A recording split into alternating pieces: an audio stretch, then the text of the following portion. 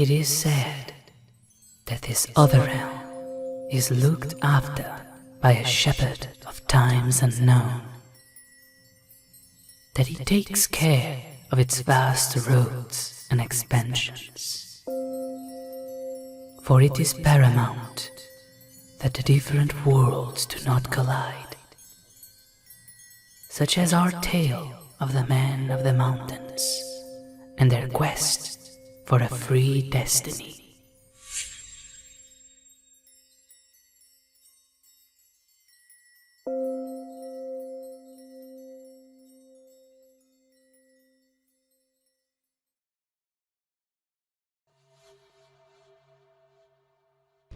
With Athrad Engren captured, the Mountain King returned to his stronghold to rest and ready his troops for the upcoming conflict that was to come. So did his son, Aladaz Aragamba, in his city of Tirith Onodlo. It was then, in the year 3432 of the Second Age, that he and his followers began to raise shrines to the Dark Lord, hoping to receive his favors against the children of Numenor. Although an ardent follower of Mordor, he still was not showing his true intentions. Yes, my lord. Sending his emissary, Tal Argan, to the White City to court its king, Anarion, while at the same time having secret dealings with agents of Sauron. Months passed, and Zarazir began to build mining networks in Dun Harrow to better fund his war efforts. It was then that ill tidings arrived from the west. The Enedwaith tribes, at the behest of the Dark Lord, had elected a High King, or Albar, to unite them against Elendil. His name was Morgru, and he had ravaged and captured the Gap of Kalinathan. The reason to attack such a place was due to Sauron's agents' request. They knew that a great alliance in the north was being formed, so to halt them in their march, they told the wild men to capture the lands leading to Kalinathan, making the High Kings of men and elves to choose a much harder road throughout the Misty Mountains. Zarazir was enraged over this news. He had desires over those lands, and would not allow a savage, as he saw, to plunder them. We go no further today. He called over his generals and raised new forces to campaign against Morgru. To legitimize his war, he raised his banners as a general of Elendil, claiming them for the High King. This was to appease the fort cities of Aglarond and Angrenost, that otherwise would not allow their crossing in the River Isen. In reality, however, the fort commanders had no authority to prevent Zarazir and his men. And Zarazir had no intentions to return those lands to an appointed Númenórean governor. We'll stop it with The honor. mountain men crossed over the royal lands and plundered the countryside with no regard for its population. The Mountain King's authority was apparent, and none to stop his march. He and his men rested on the shores of the river Isen when the wild man horde was spotted. Forming up into a finish. Zarazir quickly crossed the river and attacked the unsuspecting wildmen. The wrath of Zaragamba and his men crushed the wildmen's minds, with Tamar going around their formations to arrest them.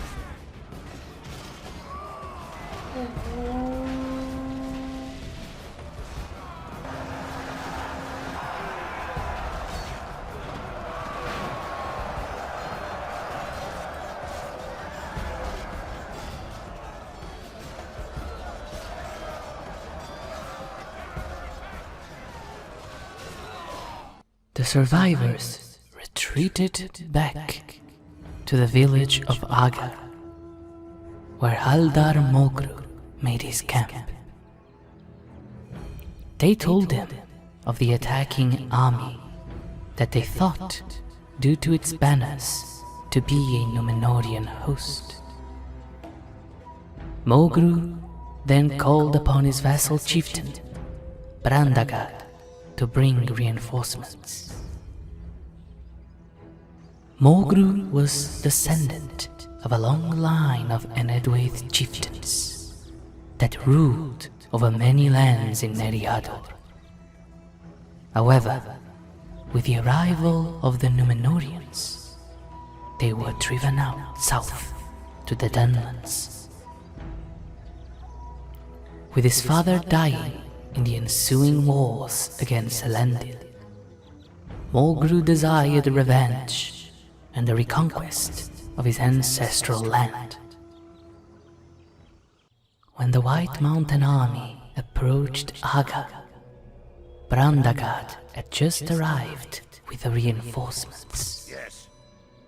Finish them. Seeing this, Zarazir decided to attack the new wildman host, leaving Mogru defending Haga. This was so to not allow Brandagad and his men to rest, forcing them to fight exhausted. Mogru bursted out of Haga to surprise the mountain men and attacking them in the rear. But with this move, he had just fallen in the trap of the Mountain King. For he wanted Mogru to leave his well-defended position to the open plains, leaving him exposed to the swift horses of Tamar.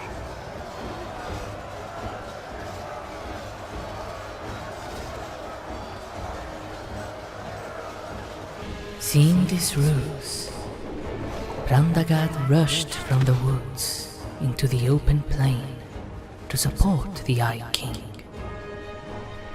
But a contingent force, commanded by Halada, was waiting for them.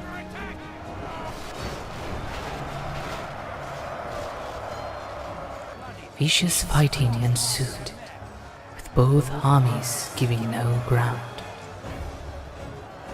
It was then that Zarazir and Mogru met, and their guards clashed against one another. The Eye King was a giant of a man, cutting off many foe with his mighty swing.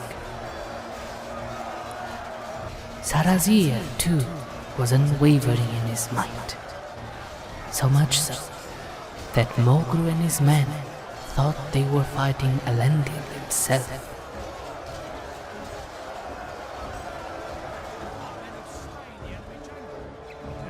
Although equally brave and powerful, the Mountain King had better weaponry, slaying the Wildman Eye King. His forces began to scatter, with Brandagad leading the retreat.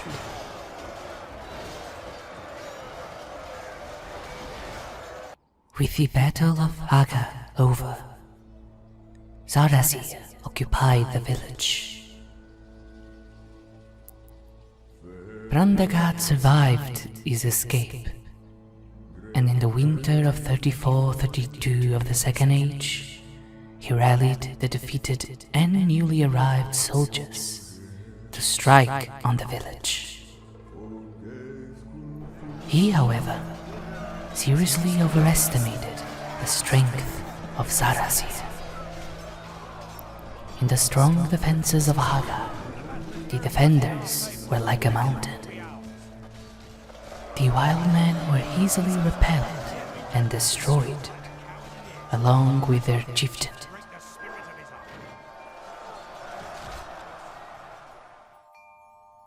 The mountain men had achieved a great victory.